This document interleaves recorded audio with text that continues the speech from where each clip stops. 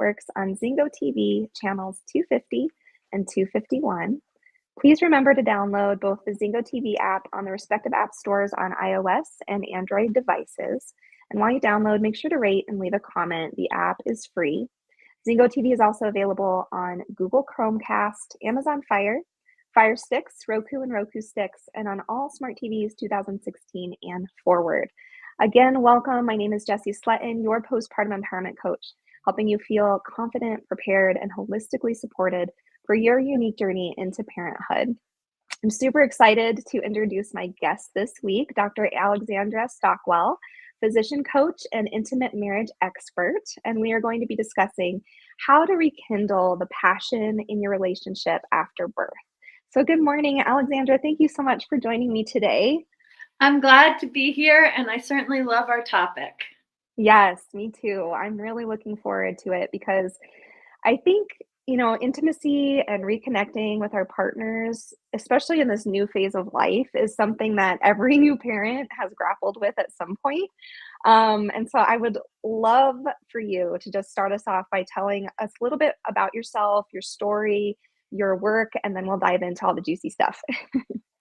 Okay, sounds good. So I am a physician, an intimate marriage expert. I work with couples who are motivated to have long-term, intimate, passionate relationships. And I really got started in the context of my own postpartum experiences. I have been married. I recently celebrated my 28th wedding anniversary. And my husband, Congratulations.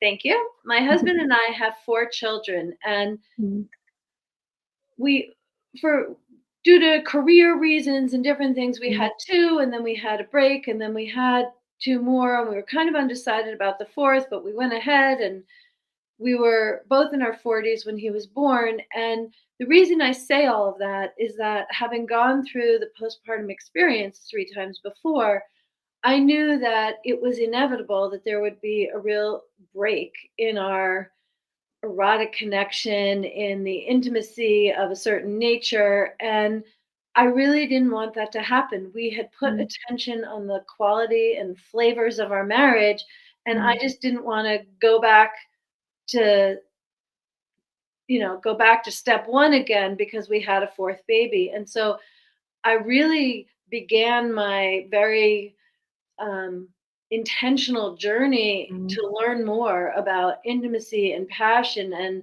what kind of communication contributes to juicy moments with my husband while 6-7 months pregnant with my 4th child. And the thing that I want to say is that after giving birth to him, I don't actually remember how long technically until we resumed our usual activities, but there never was a drop in the quality of the connection. And I think that that is a really important thing for our topic, that there's like the specific activities, and then there's how the connection feels. And sometimes it's really beneficial to decouple those 2 because it makes both elements flourish a little bit more. I'm realizing that I should have asked how explicit you want to be in this conversation before we start recording. I'm very flexible, and we'll take my clues from you if we want to make this more innuendo or more explicit. So I'll just go and indicate. Yeah, no, I think, this is such a unfortunately taboo topic, right? I think that, intimacy in general is not viewed as healthy in a lot of ways, which is a very sad thing, I think, in our culture. And I'd love for us to kind of destroy that taboo and say, you know what, there's nothing wrong, or, it might be uncomfortable, and that's okay. We can all face those feelings that we have, when talking about intimacy. But for this conversation, I'd like us to just be open and be able to kind of model that it's okay to have these conversations, and it's healthy to have these conversations. And I think that if we, kind of normalize that through this show and through whatever else, we're doing on social media and all those other things, hopefully we can kind of be a part of the change in that. So I think, as long as we're not being too crazy, then let's have a really open conversation when we're having these discussions. So if you're good with that, I am. I am, and I really appreciate your response because I think that, like, for most people, and this is very relevant to cultivating postpartum intimacy postpartum. So this isn't Yes. tangent, and I'll bring it back in, but like most people have exposure to, let's say, rom-coms or, Mm, super sanitized versions or of conversations about intimacy and sexuality, or it's super clinical and mm, medical and anatomical, which I do think is super important. But sometimes if you go too far in that direction, it could sound like we're not actually talking about what we're talking about. right. That And connection then, piece is all of a sudden gone, right? And that's a yes, huge piece. Yeah. exactly, and it's like intimacy from the intellectual, conceptual, in our head point of view, and I think it's really helpful to have it feel a little more embodied given what we're Yes. talking about.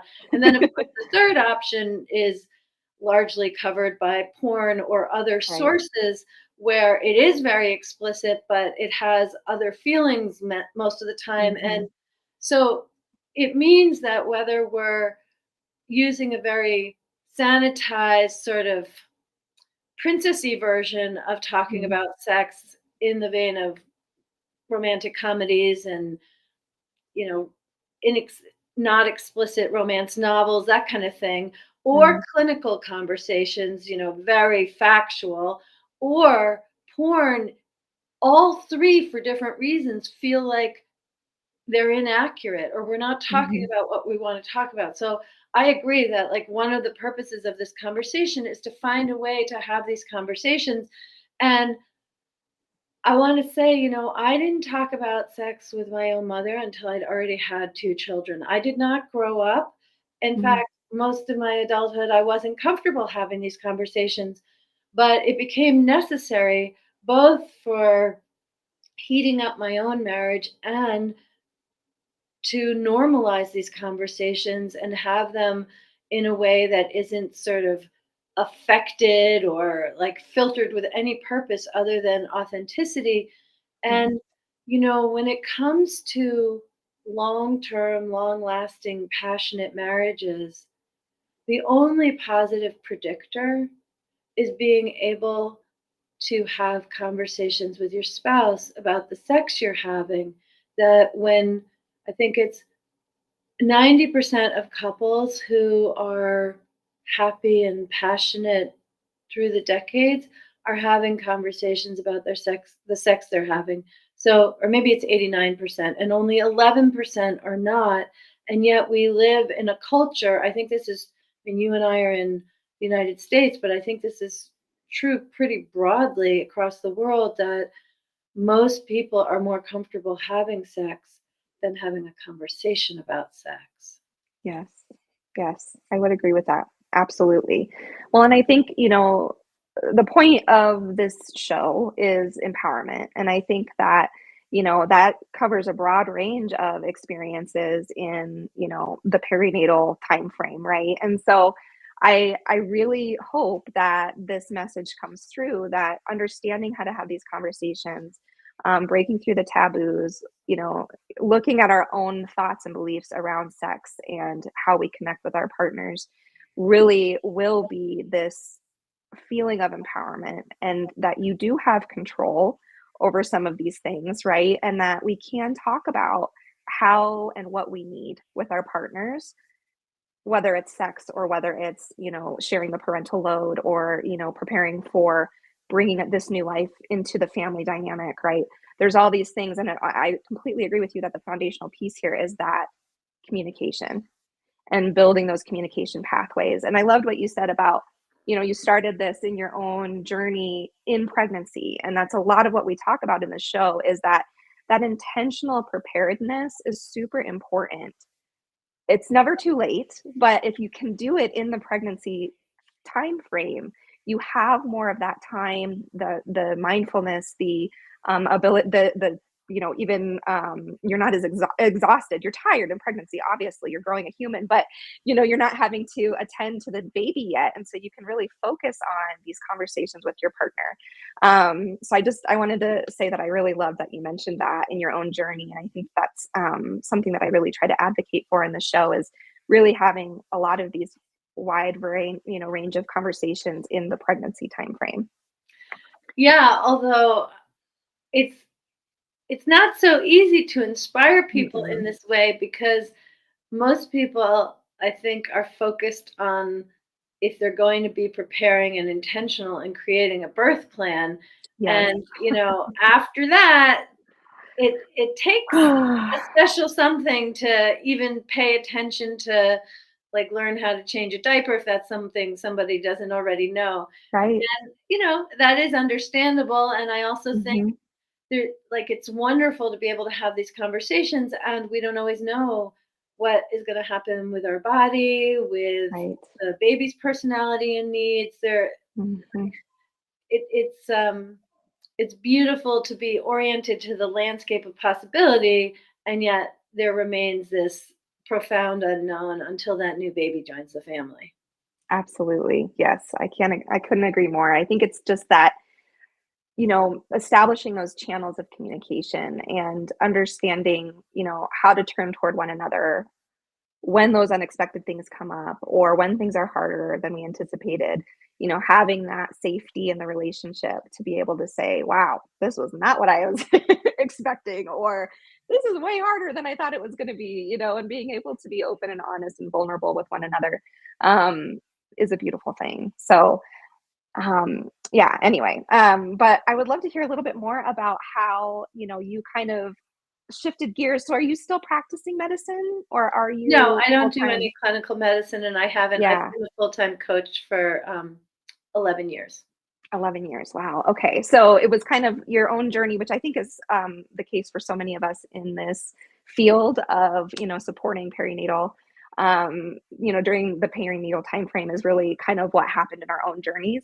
So if you could just tell me a little bit more about how, working on your own journey kind of inspired you to start helping others in the same kind of vein of intimacy and marriage partnerships.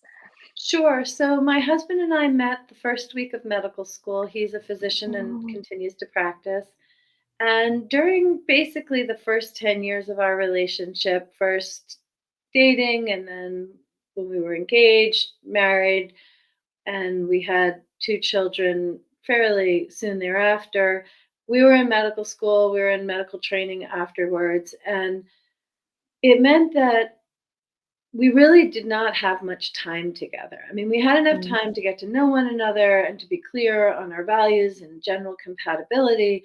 But really, between exams and working 60, 70, 80, 90, sometimes 100 hours a week, there's now a law in the United States that caps working hours at 80, but that didn't exist mm, when we were training. And then, having babies and all that that brings. So I just always assumed, and we were having what I call functional sex. Like, mm. it was fun, it was fine. It was definitely not what the poets write about. And I did not afterwards feel like, oh, we are so much more connected. It just was Mm, functional. Like, it was fun, but it didn't like expand my soul. It didn't mm, have me feel like, oh, the two of us are like so much closer to one another. It was more like mhm. a almost a bodily function with some delight. Yeah. So I thought, okay, well, once we have more time together, Mm, we're so compatible in so many ways. We love one another so deeply. We're devoted to our life together. For sure, things are just going to blossom and expand, and we're going to have new flavors and seasonings in how our bodies and souls feel. mm. So now, fast forward approximately 10 years into our relationship. I'm not working any evenings or weekends, and he's only occasionally working the weekend. Before we had our next two children, there are no babies in diapers. Like, we have time together in the evening, we have time together on the weekend. Yes, we have 2 young children, but compared to before, we have so much more time together, and nothing changed. Mm. And sure, we laughed some more, we had more time to talk and connect, but in terms of the quality of our erotic connection, nothing really changed. And it was kind of like getting hit in the head when I realized, oh, it's not just time that we need. Mm. So then I wondered, okay, well, what do we need? Mhm. Because I had faith that more was possible for us, although I Mm. wasn't really sure. And one of the things, it took me, I wasn't tracking the time. I didn't know I'd be talking about this with anybody. I would have been mortified to consider that. But it was at least 6 months until I had the courage to actually say something to my husband. Yeah. Basically, and one of the things I now teach is how to do that. So I was not so Yes. artful at the time, but what I say now is to start by commenting on the things that are going really well in your relationship. Mm. Acknowledge how you co-parent together or how you make financial decisions so smoothly or whatever it is that you've chosen your home or whatever it is that's really good in your marriage. And wouldn't you like to have how we are with one another in the bedroom on a par with Mhm. the best parts of our relationship? I Yeah. didn't know that then. I said whatever I said, and to my complete surprise, my husband said, "Me too." Mm. Because Mhm. my parents were divorced, my husband's parents were divorced. I always believed we would end up getting divorced, even though there was nothing objective to indicate that. And Yeah. I thought, oh, if I bring up dissatisfaction, Mm. it's gonna be the beginning of the end. I'm gonna hurt Yeah. his feelings, his ego. It's gonna feel like free fall. We're not gonna know how to navigate this. It's totally new terrain and tender and Mm. complicated. So I just was so scared that we'd end up getting a divorce and I'd track it back to when I brought up that I thought we could do better in the bedroom. But that's Right. not what happened. What happened is that was really the beginning, and just honestly being on the same page about Mm. loving one another and wanting to cultivate this part of our relationship. I already felt more turn on and like more Mhm. open-heartedness and like there was more aliveness in our sex just by having that very short, simple conversation about wanting to grow together in this arena. Mhm. And I started by ordering a number of books. I have to say, I didn't really find the book that I would have wanted, so I've since written it. It's called Uncompromising Intimacy, but it was a Oh, whole yeah. journey, and part of my journey included a really in-depth training in sensuality and sexuality that I did for myself in our own marriage, and it doubled as a coach training, and at the time, I Mhm. didn't know what a coach was, I'd never heard of that, but I was very interested in educational models and curious how people would be taught to help other people with this very personal area of life. So I Right. went to the teaching lab, and as soon as I was there, I was like, "Oh, I have come home. This is Mhm. the work that I wanna do." Yeah. Oh, I love that so much. I really connected with what you were saying about the vulnerability piece and how that is so scary for so many of us, especially when it comes to these types of really intimate conversations. We carry with us our own childhood experiences, our own trauma, our own worries that we are going to just keep repeating those same mistakes in our relationship. And how that can really be scary to just open us up to have these conversations, even though our partner should be one of those safe places, right? Where we know we can be vulnerable, but it's still really scary to be able to say, here's how I'm feeling, and then to just have that reciprocated by your husband. I'm sure just that connection was, like you said, almost immediate to just be like, oh, okay, we can have these types of difficult conversations without risking our relationship. And I loved that. I think that that's something that I know I've experienced with my own relationship where I'm like, oh my gosh, I'm really scared to bring this up. Or, like what if this is the beginning of the end? Like you said, my parents are divorced as well. And so it's always been that I guess I've never noticed that until you've put it into words, where that's always been in the back of my mind as one of those barriers to that vulnerability. Um, so that was just, I Yeah, had an well, aha moment. actually, I was very aware when, like, even the day I got married, that I had like two different voices in my head. One was Yeah. full of so much possibility and potential and love with my husband, like it was we were promising. And then the Mhm. other was, well, of course we'll get divorced. And actually, when my daughter, my first child, was little, I used to kind of memorize special moments so I could later tell her how beautiful our family was when she was young. And Aw. then at some point, and it was many years in, it could have been 15 years into our marriage, I was like, I think it's time to just disconnect from that voice. Mm, Now I feel very certain. 15 years in, I thought, it's possible that we'll get divorced, but it's mm, not inevitable. And this internal assumption that that's where we're headed, really, it's not helpful. It's just right. distracting, and it had become false, which was wonderful.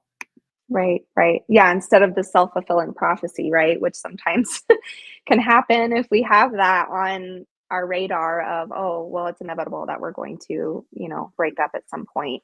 Like, then that kind of keeps us from nourishing the relationship, intentionally, in some ways. And so I just think that that's really interesting, that we share that common that common thing. And I think that that might be common for a lot of people listening too, that maybe this is an aha moment for them as well, like it was for me. So anyway, Well, I'm so so glad, and I want yeah. to follow up and say that with the utmost conviction, based on my personal experience and also coaching hundreds and hundreds of couples, that having a fantastic relationship is a learnable skill. Mm, I love that. This is good news. And Mm, really, the main reason that relationships are so troubled, generally speaking, I mean, either, you know, explicitly troubled or just not thriving and mm, empowering, as you might say, mhm, is because of a lack of education. And I'm very sympathetic, because where is somebody going to get that education if we're talking specifically about how to nurture a sexual relationship over years and decades? mm, That is not taught. It's not part of sex ed, if mm-mm, one even has sex ed these days. It's only, it's a minority of states that even require anatomically accurate sex ed. And right.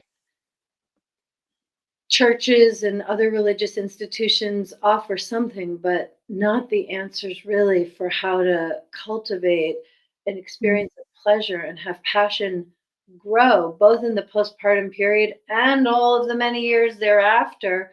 So mhm, I think, really, for anyone who wants more in their relationship, it's not, the first question is not, did I marry the wrong person? mm, The first mhm, question is, okay, what do I need to learn in order for this to be more of what I desire? mhm, And once one really goes far with that, often the partner ends up changing too, because as I change or as you change, we change the culture of our marriage. And once the mm. culture is different, then everyone in it shows up more advantageously, unless the culture has changed in a negative way. Yeah. No, I love that idea of it's a learnable skill. That mirrors a lot of things in postpartum, I feel, because, in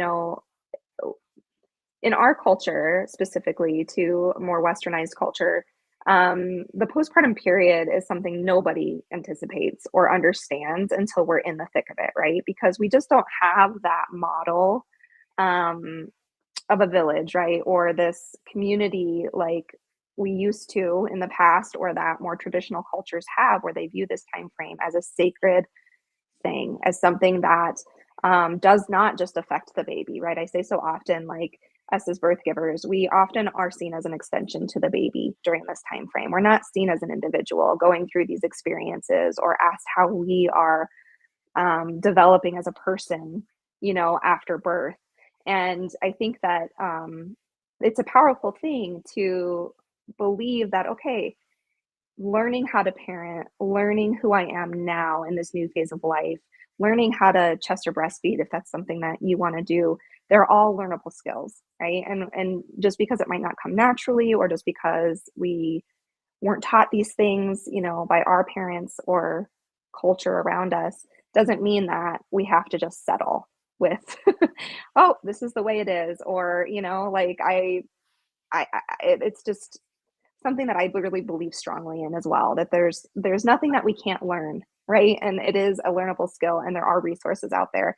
Some of them might be harder to find, or we don't know where to look. I'm so happy that somebody like you exists, where you've learned from your own experiences. You've been able to get training and doing all of these things, and then now we're kind of passing on that knowledge, and we're making that more available for more people to be able to improve their lives and their relationships. Yeah, absolutely. And so I think in order to rekindle the spark, Mm, kind of tap into passion in the postpartum period, I think it's really important to even define what we're talking about, mm, because it's certainly possible that, a week after giving birth, a woman wants to have sex, but that is very, very, very rare.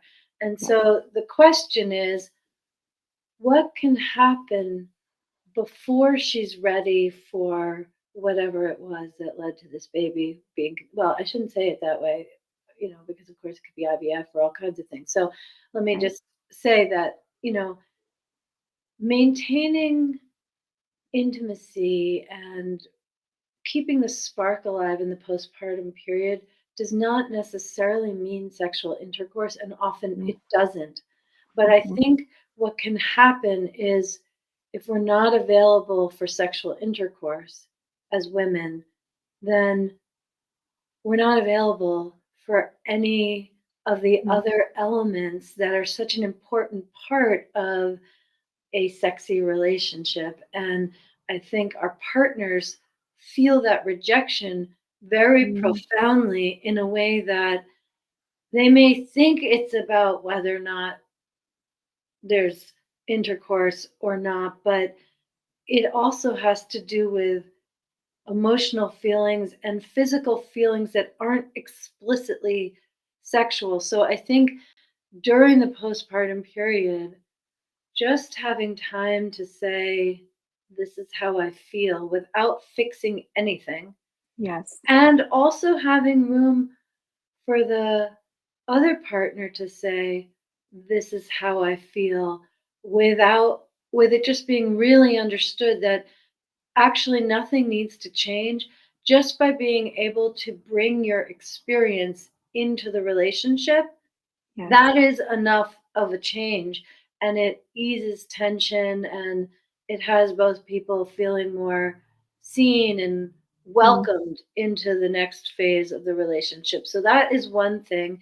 And when having a conversation, it's really important to say what the purpose is. Because if I mm, say to my husband, let's say I'm 4 weeks postpartum, and I say to my husband, "I'm feeling so disconnected," mhm, he's going to feel offended. He's going to either think he's doing something wrong, he's going to shut down, he's going to be inadequate, or he's going to be resentful, he's going to be angry. Whatever it is going to depend on his personality. But most people, when their partner says, "I feel so disconnected," in a sleep deprived, stress context, mhm, it's not the most generous answer or internal response that follows. But if I say,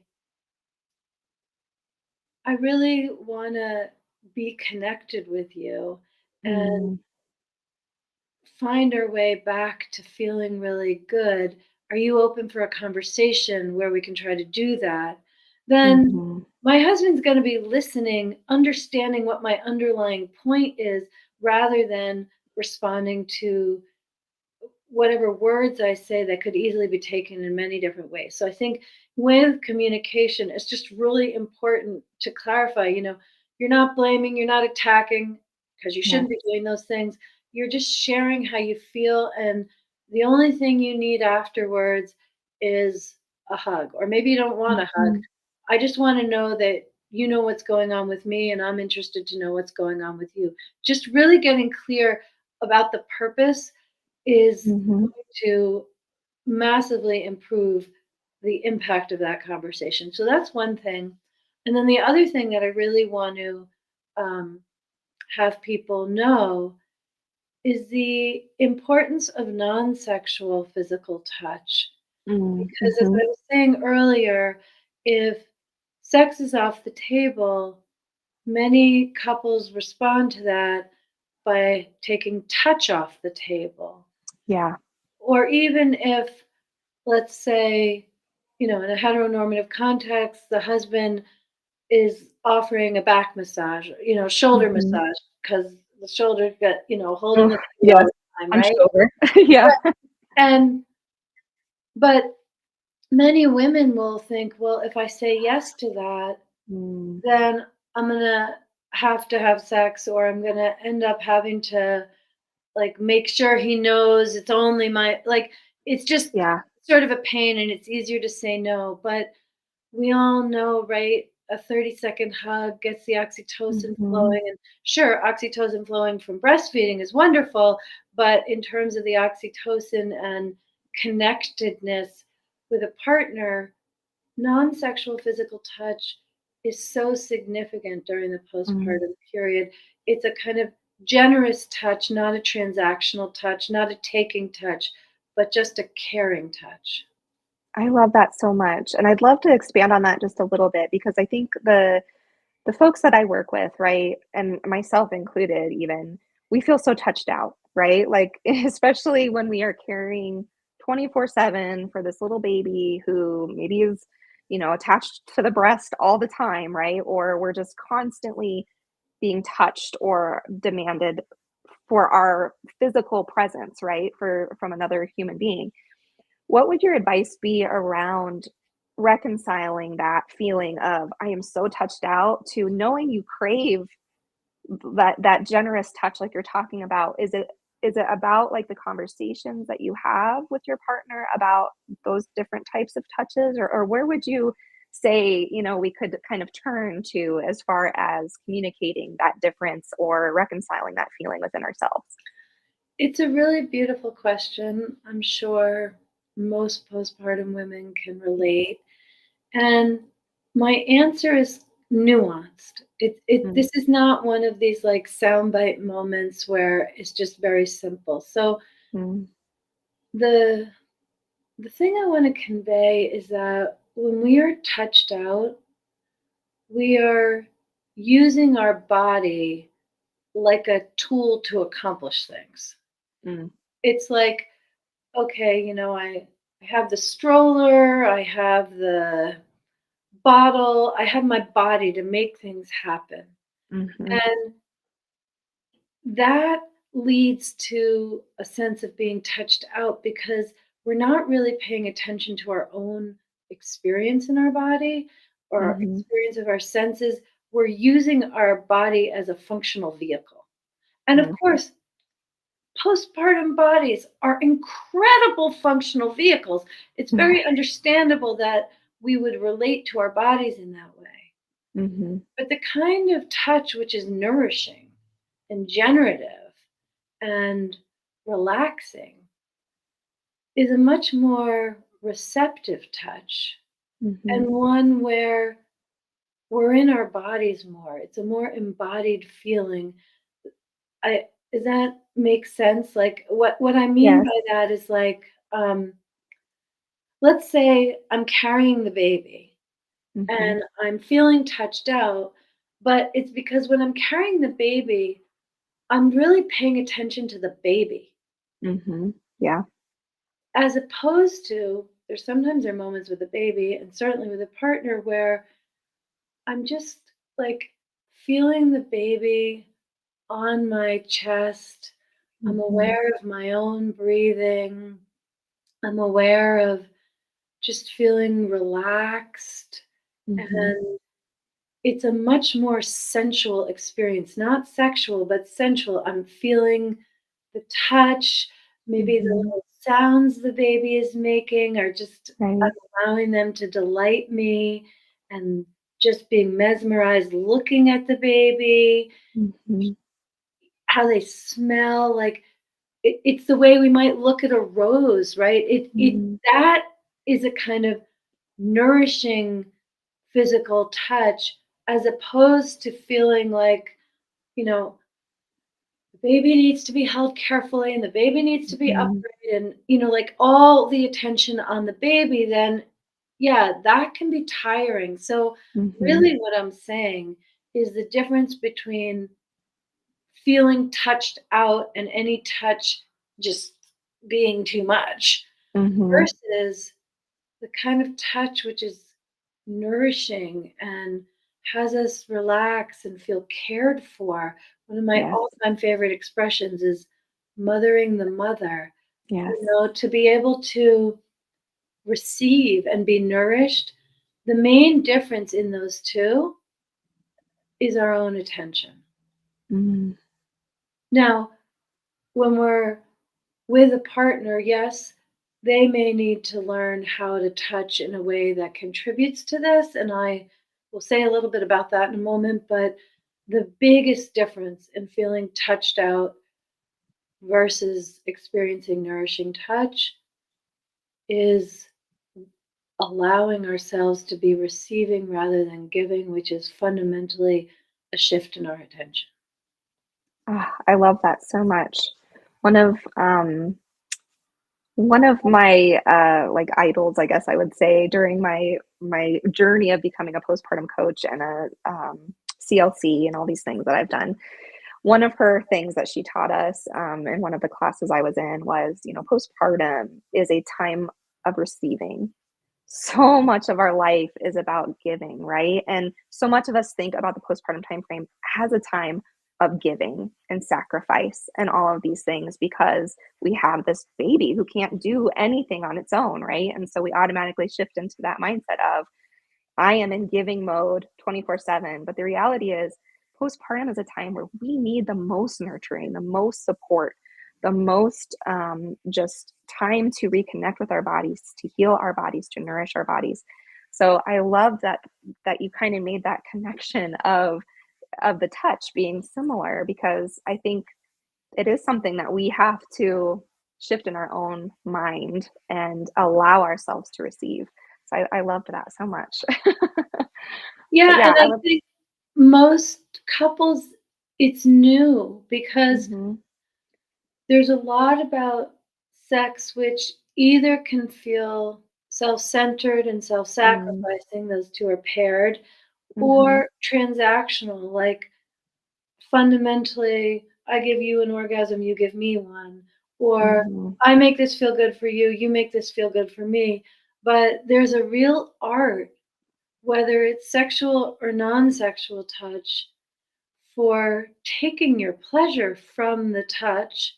mhm, There's like generous giving touch that the partner can give, and there's also, I think, this is with a partner or not, to learn to like take pleasure from the touch you're experiencing.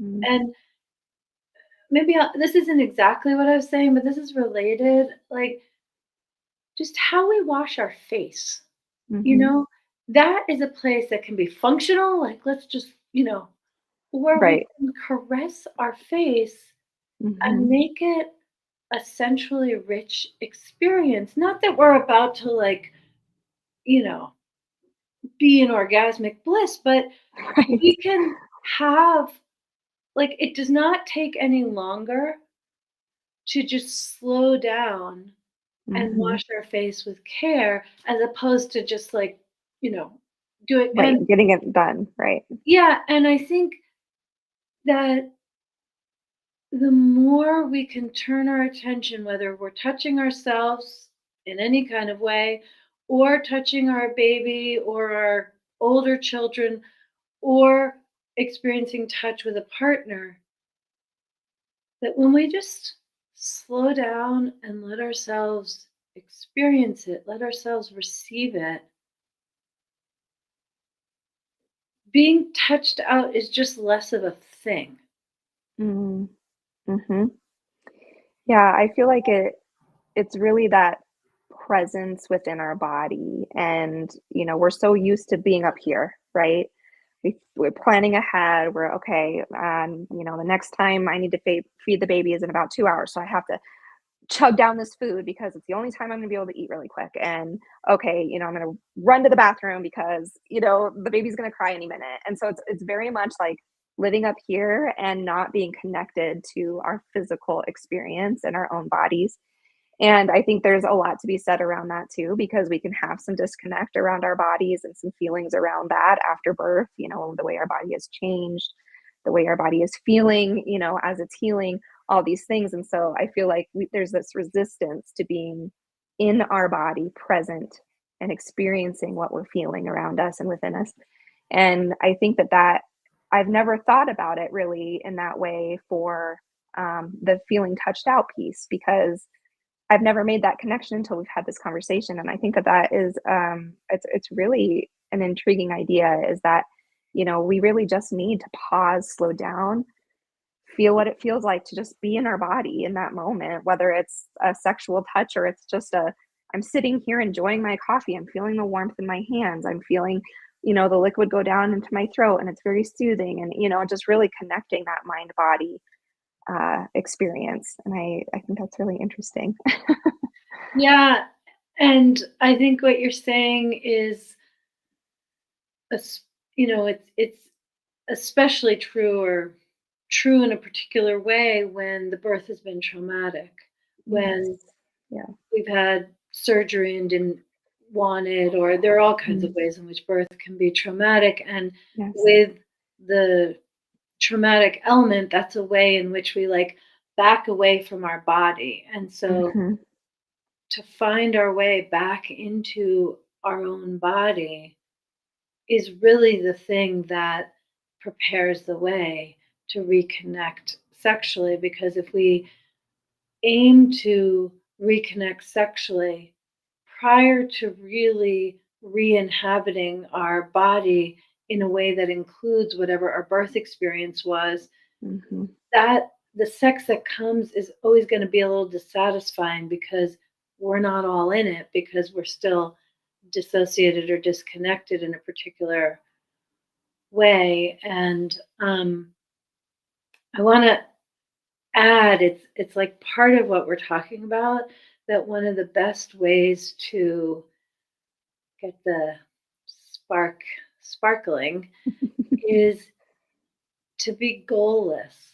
Like, if I Mm. think one of the causes of real dissatisfaction with sexual experiences postpartum is when one or both people have it in their head, tonight is the night we're gonna Mm. have sex, either Mhm. for the first time or again, whatever, any time really in that first year, even, you know, like this is what's gonna happen. And so then, if for any number of reasons the baby wakes up, something hurts, one or both of you fall asleep part way, like there's so many different reasons why you might not have a comprehensive sexual experience. And Yeah. it's so important not to see that as a failure. And the main way Mm. to get there is just to bring more deliciousness, enjoying each moment, and less goal oriented sexual activity. And Mhm. I'm not talking about like seconds before the orgasm, you stop. Like that is Right. genuinely dissatisfying. But I mean that just like exploring one another's bodies, Mhm. just to reacquaint or to really make out with like wonderful romantic kissing Yeah. understanding that it's not necessarily going somewhere. You can be like Yeah. middle school or high school and don't go to all 4 bases, just like 1 Right. or 2, or Right.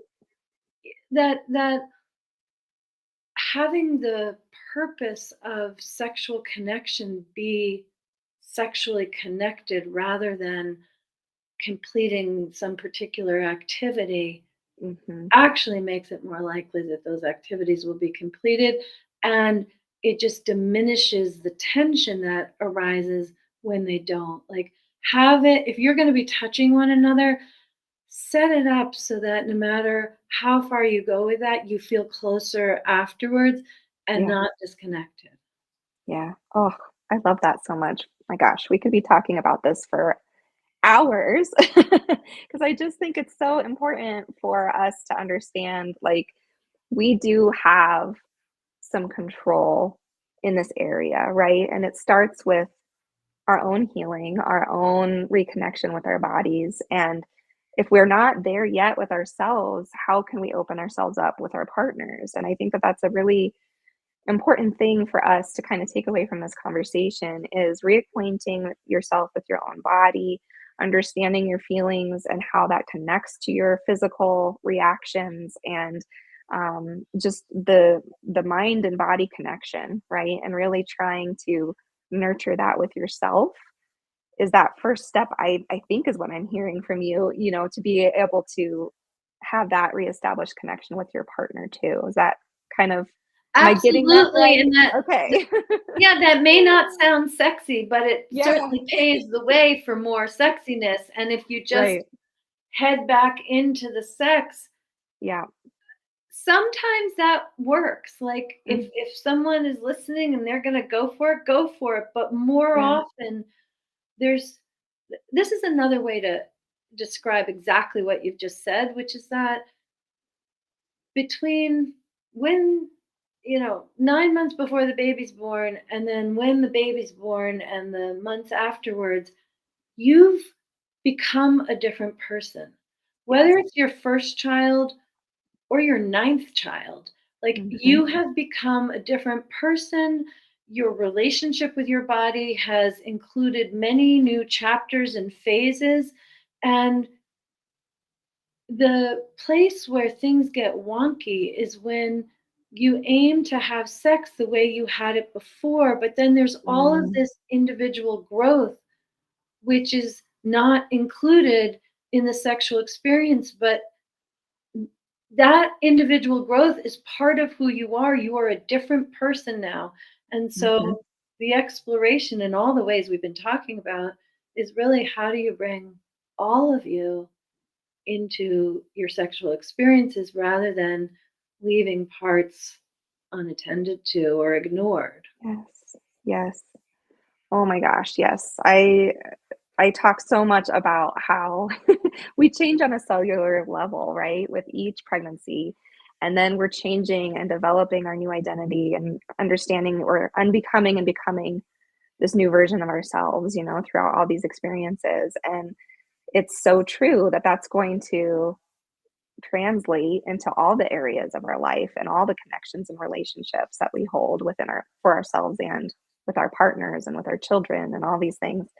So I couldn't agree more that it's this, um, yeah, that it starts internally, right? And it's recognizing I am a different version of myself than I was before pregnancy, and that's okay, and that's a beautiful thing. And there are parts of it that I might need to mourn because it is feels like a loss in some ways with certain things. And I always say you got to feel all the feels, right? If you if you don't let yourself feel all of them and recognize them, then that's when they start building up and we start having negative feelings about ourselves and our relationships, and aren't able to move past them in a healthy way.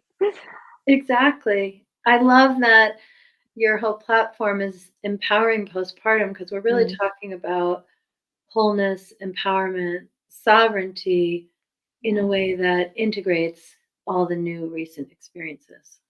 Yes. Oh my goodness. Absolutely.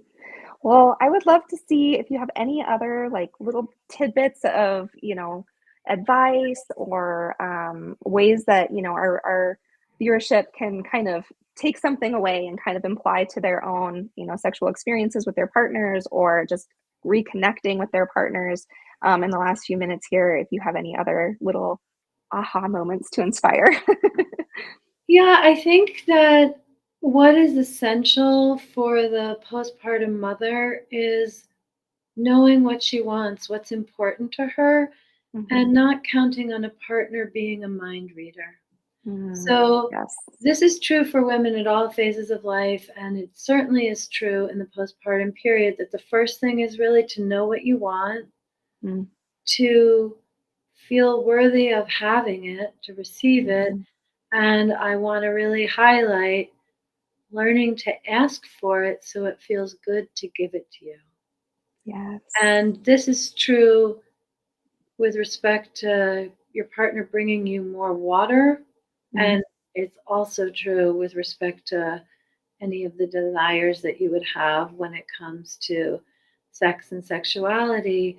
He's not going to know that you need to be touched differently unless you communicate that in a respectful way so it feels really good to do that. yeah. Yeah. Oh, that's so true. Yep, communication and how we communicate is really, really powerful. And having that safety um, there built through that vulnerability, I think, like leading from example, being vulnerable, being willing to be maybe the first person to be the vulnerable person in the conversation, it's an inviting bid to your partner versus feeling like, "Oh, I did something wrong," or, "She's angry with me," or, "Oh gosh," like getting defensive, like you said before. So yeah, I think that that's a really key piece for sure. Um, And it can oh, be wonderful. Like, that's yes, my tip. It can be wonderful. right. It doesn't have to be a chore.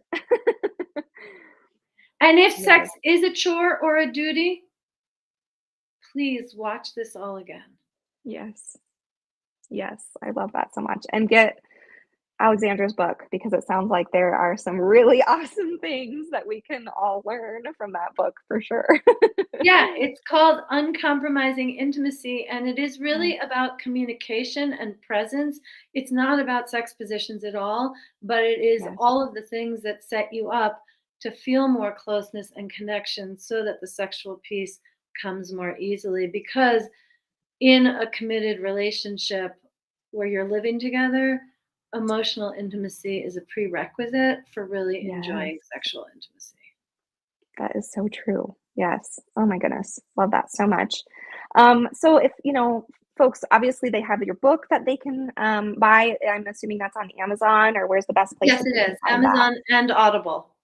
Perfect. Oh, yay. We love we love audiobooks as parents, right? We don't have time to sit down and read as often as And I it's would not like. that long a book. Perfect. Yes, that's great. And where else could folks connect with you if they want to work with you further or kind of follow your material? Where can they find you on the social channels?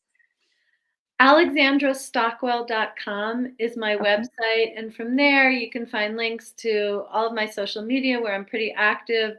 I have a podcast, the Intimate Marriage Podcast, and also online programs as well as private coaching. You can find all of that at alexandrastockwell.com. Perfect. Well, thank you so much, Alexandra. This was such an amazing conversation. I know personally I've taken a lot from this, had a lot of aha moments myself, and it's just been so wonderful getting to hear your expertise and wisdom and connecting with you. So thank you so much for being willing to come onto the show. Thank you for navigating such a beautiful conversation. I really appreciate it. Absolutely.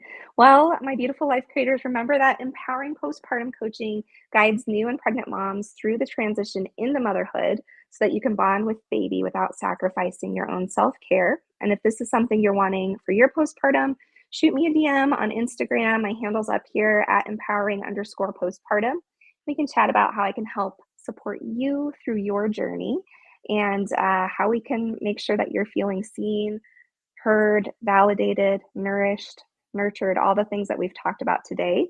and really starting that personal journey so that you can be connected to your baby and your partner in the most vulnerable and beautiful way. And remember that this show can also be heard on the Spanglish Radio Network. Please check out spanglishworld.ca for all the news and programming. Spanglish World, watch it, hear it, read it, download it, and live it. And thank you again. I really appreciated our conversation, Alexandra. This was wonderful. Thank you as well, Jessi. Thank you. And we'll see you all next week.